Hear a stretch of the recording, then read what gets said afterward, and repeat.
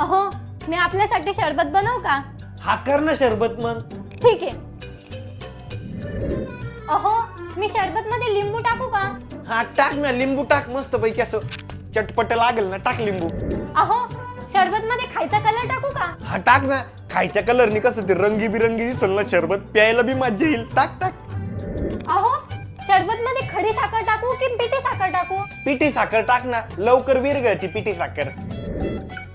अहो शरबत मध्ये थोडे सफरचंदचे तुकडे टाकू का? हा टाक ना. अहो थोडे द्राक्ष पण टाकते तिच्यात कापून. हा टाक ना. अहो घरात ना आंबा पण पडलाय, तर आंबा पण टाकते थोडासा त्याच्यात. हा टाक ना.